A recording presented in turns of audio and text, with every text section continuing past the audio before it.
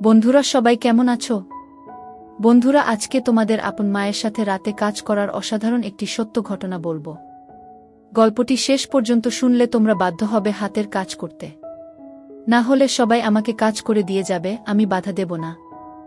আমি কলেজে HSC পড়ার সময় এই ঘটনাটা ঘটেছিল। আমি কলেজ হোস্টেলে থাকতাম। হোস্টেলটা ছিল একতলা বিল্ডিং। আমি সেকেন্ড ইয়ারে উঠার পর হঠাৎ করেই কলেজ কর্তৃপক্ষ ঘোষণা দিল যে হোস্টেল ভেঙে বহুতল করা হবে। আমাদেরকে 2 মাসের সময় দেওয়া হলো, এর মধ্যেই যে যার মতো থাকার জায়গা ঠিক করে নেবে। আশেপাশে আমার কোনো আত্মীয় স্বজন ছিল না। মেসের জন্য কয়েকদিন ঘুরলাম কিন্তু পছন্দ মতো পেলাম না। আমার তো ভয় হলো যে শেষ পর্যন্ত হয়তো আমি থাকার জায়গা খুঁজে পাব না, সেক্ষেত্রে আমার পড়াশোনার কি হবে সেটা ভেবেই অস্থির হয়ে পড়লাম। চেষ্টা করে করে যখন হতাশ, তখনই আমার এক বন্ধু খবর দিল যে এক ভদ্রলোক পেইং গেস্ট রাখবে। আমি কাল বিলম্ব না করে সেখানে ছুটলাম। কলেজ থেকে মাইলখানেক দূরে গ্রাম্য পরিবেশে পাকা বাড়ি। বাড়িওয়ালা ভদ্রলোক খুবই অমায়িক, উনি একজন অবসরপ্রাপ্ত সহকারী জজ। বুড়ো বুড়ি ছাড়া বাড়িতে আর কেউ থাকে না। ভদ্রলোকের বয়স হয়ে গেছে বলে বাসায় একজন লোক দরকার যে বিপদে সাহায্য করতে পারবে, টুকটাক বাজার করতে পারবে আর বুড়োকে একটু সময় দিতে পারবে। আমি শুনেছিলাম পেইং গেস্ট রাখবে, কিন্তু আমার ভাগ্য আরও ভালো, উনি আমার থাকা খাওয়ার জন্য কোনো টাকা পয়সা নেবেন না বলে জানালেন। ভদ্রলোকও আমাকে পছন্দ করলেন। আমি আর দেরি না করে পরদিনই ব্যাগপত্র নিয়ে হাজির হলাম। বাড়ির কাছেই একটা বিশাল খেলার মাঠ ছিল। বিকেলবেলা এলাকার প্রচুর ছেলে মেয়ে সেই মাঠে খেলাধুলা করত। আর সকালবেলা যুবক থেকে বুড়োরা আসত ব্যায়াম করতে। আমার অভ্যাস ছিল প্রতিদিন ভোরে উঠে দৌড়ানো। যারা আসত প্রায় সবাই সবাইয়ের পরিচিত হয়ে উঠেছিলাম। হঠাৎ একদিন একজন নতুন অতিথিকে দৌড়াতে দেখলাম। ভদ্রলোক সহজেই আমার দৃষ্টি আকর্ষণ করল। কারণ উনি দারুণ হ্যান্ডসাম, পেটানো শরীর, বেশ লম্বা আর দেখেই বোঝা যায় শরীরে তাকত আছে। আমি একবার উনাকে পানি করার সময় হাত তুলে সালাম দিলাম, উনিও জবাব দিলেন এবং হাসলেন। সবচেয়ে উল্লেখযোগ্য হল উনি বারবার পিছন ফিরে আমাকে দেখছিলেন। ভদ্রলোক শ্যামলা, কালোই বলা চলে, গোঁফ আছে, তবে দেখেই বোঝা যায় লোকটা খুব মিশুক প্রকৃতির। সেদিনই বিকেলবেলা আমি মাঠের একপাশে বসে খেলা দেখছিলাম।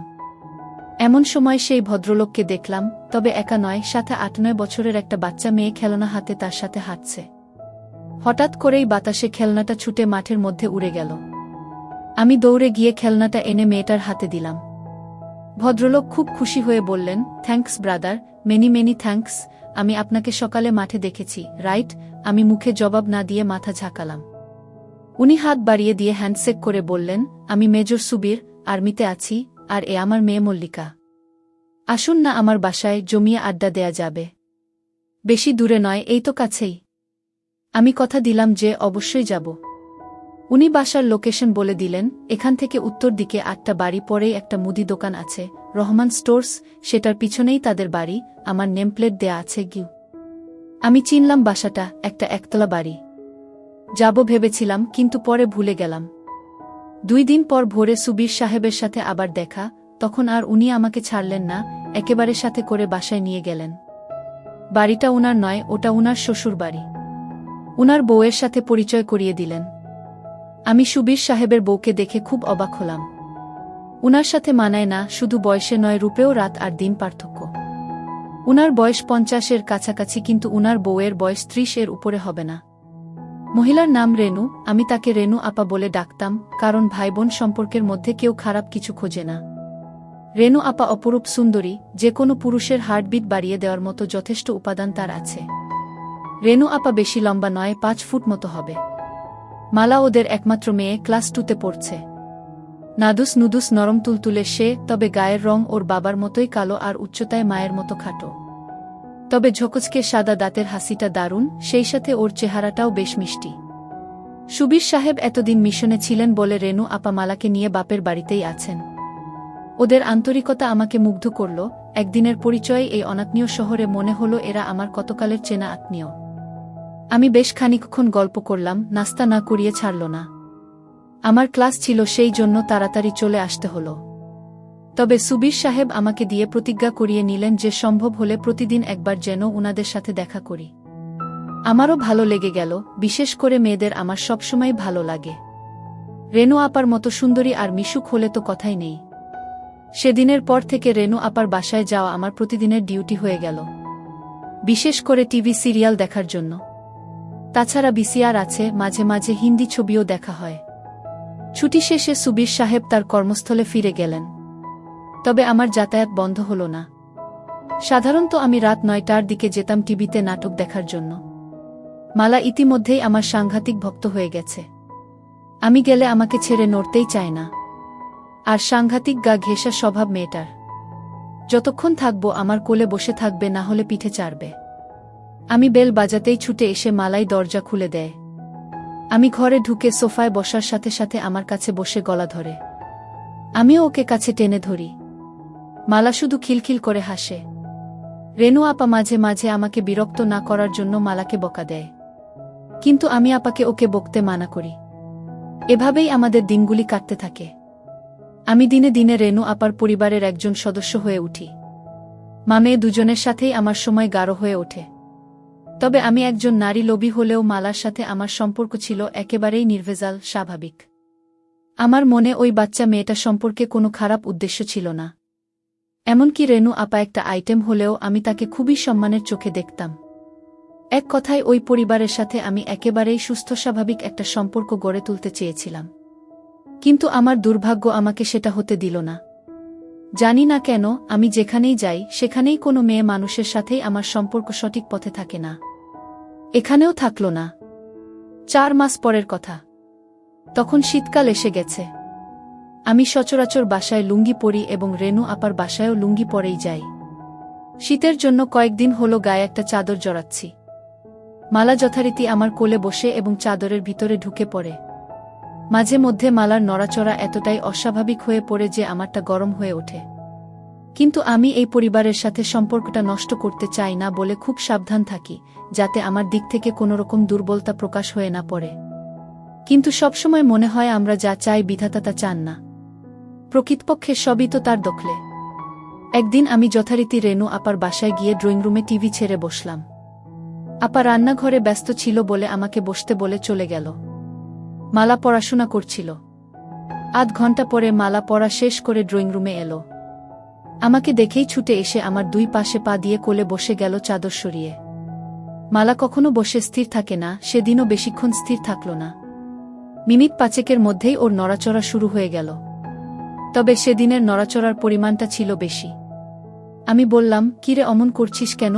মালা বলল, আমার চুলকাচ্ছে চু। আমি বললাম, ঠিক আছে, তাহলে নিচে নেমে বস। কি আমার কথা শুনে মালা উঠে দাঁড়ালো, আর আমি আমার পা দুটি সরিয়ে মালা আমার 2 পায়ের মাঝে সোফার উপরে বসল। কিন্তু মালা সম্ভবত বুঝতে পেরেছিল যে সোফার মাঝখানে মোটা দড়ির মতো কিছু একটা আছে। আমি ওটাকে থামানোর যথাসাধ্য চেষ্টা করলাম, কিন্তু পারলাম না। ওর কানের কাছে ফিসফিস করে ধমকে উঠলাম, এই মালা, কি হচ্ছে এসব? ছাড় বলছি। কি? মালা তখন বলল, ছাড়ব না। তুমি শক্ত বানালে কেন? ছাড়ব না। কি করবে? আমি এবারে অন্য পথ চেষ্টা করলাম। বললাম, আপা দেখলে কিন্তু জবাই করে ফেলবে। মালা হেসে বলল, মামনি রান্নাঘরে তোমার জন্য পোলাও মাংস রাঁধছে, এদিকে আসবে না? গিয়ে আমি বললাম, তবুও এসব ভালো না লক্ষ্মী মামনি, ছাড়ো। মালা আরো জোরে ধরে বলল, না ছাড়ব না, আমার ধরে থাকতে ভালো লাগতেছে। আমার ধৈর্যের বাঁধ ভেঙে গেল, মাথার মধ্যে গোলমাল হয়ে গেল, আমার হিতাহিত গান লোপ পেয়ে গেল। আমি স্থানকালপাত্র সব ভুলে গেলাম। সব ভুলে গেলাম। আমি ফিসফিস করে বললাম, দেখ, তুই যদি আমারটা না ছাড়িস আমি কিন্তু তোরটা ধরব। 1 সেকেন্ডও দেরি না করে মালা আমার চোখে চোখ রেখে হাসতে হাসতে বলে দিল, ধরো না, ধরো। আমি কি মানা করেছি নাকি? একেবারেই বাচ্চা একটা মেয়ে, যার কিনা সন্ধিক্ষণে পৌঁছানো এখনো অনেক বাকি, তার এরকম কাজ দেখে আমার টাস্কি লেগে গেল। একটু পর রেনু আপা এলো। আমি ভয় পেয়ে হাত সরিয়ে নিলেও মালা ছাড়ল না। যেহেতু আমাদের পুরো শরীর চাদরে ঢাকা ছিল, আপা কিছুই বুঝতে পারল না। আপা আমার জন্য গরম গরম খাবার তৈরি করে এনেছিল। আমার সামনে টেবিলে সেগুলি রাখতে লাগল। নিচুটে টেবিলে খাবার রাখার জন্য আপাকে আমার সামনে অনেকখানি নুয়ে পড়তে হচ্ছিল। ওই দৃশ্য চোখে পড়ার সাথে সাথে আমার কেমন যেন অনুভূতি হল। আমার চোখ সরাতে চেষ্টা করলাম, কিন্তু আমার অবাধ্য চোখ বারবার ঘুরে ফিরে চুম্বকের মতো ওদিকেই আটকে যাচ্ছিল। ভয় হচ্ছিল, বাই চান্স আপা যদি বুঝতে পারে তাহলে হয়তো ভীষণ রাগ করবে, আর আমি অনেক কিছু থেকে বঞ্চিত হব। কিন্তু সৌভাগ্যক্রমে সেসব কিছু হল না। আমি মালাকে নামিয়ে পাশে বসিয়ে দিলাম, আর আপার আনা খাবার খেতে শুরু করলাম। শুক্রবার আমাদের কলেজ বন্ধ থাকে। প্রতি শুক্রবারেই সকালে আমি রেনু আপার বাসায় যাই টিভিতে প্রোগ্রাম দেখার জন্য। সেদিনও ছিল শুক্রবার। আপা আমার জন্য চা করে নিয়ে এলো। আমি সোফায় বসা, আপা হামা দিয়ে টেবিলে চা রাখল। সেদিন আপা সালোয়ার কামিজ পরেছিল। যখন আপা চায়ের কাপ রাখতে গেল, তা দেখে আমার হার্টবিট বেড়ে গেল। আমি চা খেয়ে টিভি দেখতে লাগলাম। একটা সুন্দর ছবি হচ্ছিল। 11টার দিকে আপা নিজের কাপড় চোপড় নিয়ে ঘর থেকে বেরিয়ে গেল, সম্ভবত গোসল করার জন্য গেল। আমার গায়ে চাদর ছিল না, এজন্য মালা এতক্ষণ বিশেষ সুবিধা করতে পারছিল না। এবার মালা তার কাজ শুরু করে দিল। আমার কৌতূহল চেপে রাখতে না পেরে আমি জানতে চাইলাম, ও এসব কোথা থেকে শিখেছে। মালা প্রথমে আমাকে কসম খাইয়ে নিল যে আমি কাউকে এটা বলবো না। পরে বলল টিভিতে দেখে শিখেছে। আমি বললাম মানে? মালা বলল, বাবা ছুটিতে আসার সময় ভিডিও ক্যাসেট নিয়ে আসে। অনেক রাতে ওরা যখন মনে করে আমি ঘুমায়ে গেছি তখন সেই ভিডিও দেখে, কিন্তু আসলে তো আমি ঘুমাই না। চুরি করে দেখি কেমন করে এসব কাজ করতে হয়। রেনু আপা চলে আসাতে আমরা চুপ মেরে গেলাম। মালা উঠে বাইরে চলে গেল। আমি টিভিতে মনোযোগ দিলাম। আমি যেখানে বসেছিলাম সেখান থেকে রেনু আপার ড্রেসিং টেবিল আড়ালে হলেও ড্রেসিং টেবিলের সামনে কেউ দাঁড়ালে সরাসরি তাকে দেখা না গেলেও আয়নার মধ্যে তাকে পরিষ্কার দেখা যায়। আমিও দেখতে পাচ্ছিলাম। চাইছিলাম ওদিকে তাকাবো না, কিন্তু অবাধ্য চোখ বারবার ঘুরে ঘুরে ওদিকে চলে যাচ্ছিল। আপা টেবিলের উপরে পা তুলে দিয়ে লোশন মাখল। হঠাৎ আমার বুকটা এমনভাবে ধরফর করতে লাগলো যে মনে হলো হৃৎপিণ্ডটা না বাইরে বের হয়ে যায়। কারণ রেনু আপা তার সব হঠাৎ করে আমার মাথার মধ্যে বিজলি খেলে গেল। মালার বলা কথাগুলো মনে পড়ে গেল। আমি রেনু আপার কার্যকলাপের মধ্যে পরিষ্কারভাবে অন্য কিছুর স্বাদ পেলাম, আর তার টার্গেট আর কেউ নয় আমি। মুখে ভাই ডাকলেও তার আসল উদ্দেশ্য অন্য। মালার কথায় বুঝতে পেরেছি যে কোনো কারণেই হোক সুবীর বাবু কাজ করতে অক্ষম। সেক্ষেত্রে আপার কাতর হওয়াটাই স্বাভাবিক। কিন্তু মালার সাথে আমি যেভাবে আটকে গেছি তাতে মামে দুজনকেই। না না, সেটা সম্ভব নয়। এটা আমি পারব না। সিদ্ধান্ত নিলাম, হয় মালা না হয় আপা থেকে আমাকে দূরে থাকতে হবে। সেদিনের মতো আমি দ্রুত আপার বাসা থেকে চলে এলাম। পরের 2-3 দিন ইচ্ছে করেই আমি আপার বাসায় গেলাম না। পরের দিন বিকেলবেলা যখন আমি গেলাম আপা খুব রাগ করল। আমি অজুহাত দেখালাম যে সামনে পরীক্ষা, সেজন্যে আসিনি, আর তাছাড়া আমার বাড়িওয়ালা আর তার বউ একটা নিমন্ত্রণ খেতে গেছে 3-4 দিনের জন্য, তাই বাড়ি ছেড়ে আসতে পারিনি। আমি সেদিনও তারা দেখালাম যে আমি বাড়িতে একা আছি, তাই বেশিক্ষণ থাকা যাবে না, চুরি টুরি হতে পারে, আমাকে তাড়াতাড়ি ফিরতে হবে। আপা সব অকটে বিশ্বাস করল। আসলে বাড়িওয়ালা সেদিনের জন্য দাওয়াত খেতে গেছিল। আমি এদিকে মালার সান্নিধ্য মনে প্রাণে চাইছিলাম। আর তাছাড়া এ কয়দিন মালাকে নিয়ে হাত দিয়ে কাজ চালিয়েছি। চোখের দেখা দেখিনি, তাই এটাই সবচেয়ে বড় সুযোগ। বাড়িতে আমি একা। মালাকে সাথে নিয়ে যাওয়ার কথা বলতেই আপা রাজি হয়ে গেল। মালাও বোধ হয় এটাই চাইছিল, সেও খুশি মনে আমার সাথে চলে এলো। বাড়িওয়ালা দাওয়াত খেতে গেছে, আসবে সেই গভীর রাতে। আমি মালাকে ঘরে নিয়ে দরজা বন্ধ করে দিলাম। আগেই মালার জন্য কিছু চকলেট এনে রেখেছিলাম, সেগুলি ওকে দিয়ে আমি শুয়ে পড়লাম। মালা আমার উপর মাথা রেখে চকলেট খেতে লাগল। মালা বলল, এই চকলেট মিষ্টি না, দেখি আমার আসল চকলেট খাই। সকল কাজটাজ সেরে আমি খুশি মনে মালাকে বাসার গেট পর্যন্ত এগিয়ে দিলাম। যাওয়ার পথে মালাকে বললাম যে আমি পরীক্ষার পড়া নিয়ে কয়েকদিন ব্যস্ত থাকব, তাই ওদের বাসায় যেতে পারবো না।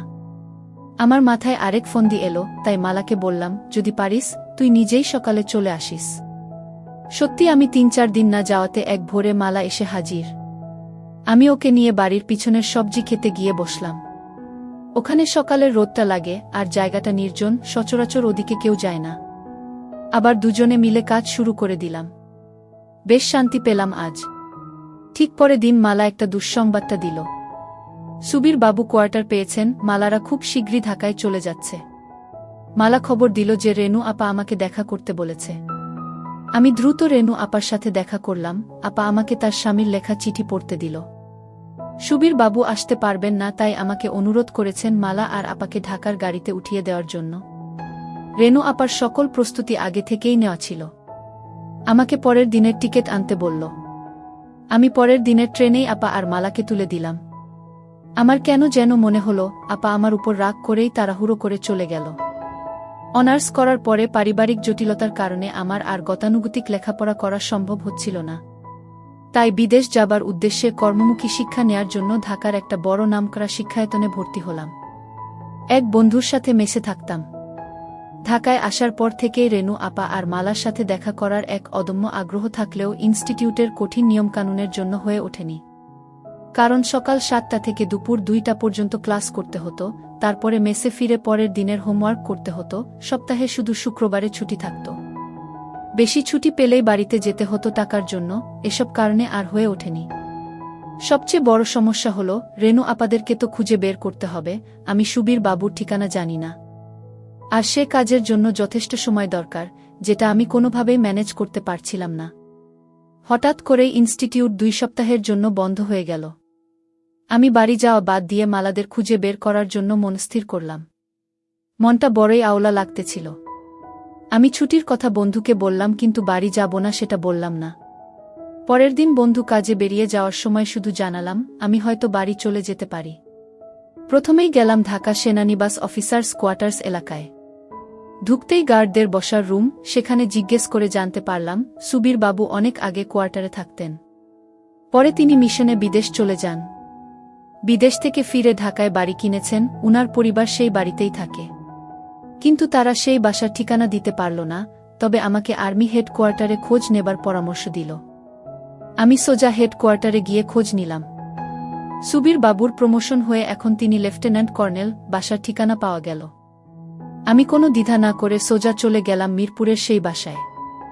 সহজেই পাওয়া গেল, নম্বর মিলিয়ে 6তলা বিল্ডিং এর সামনে যেতেই বসবাসকারীদের নেমপ্লেট চোখে পড়ল, সেখানে সুবীর বাবুর নামও আছে।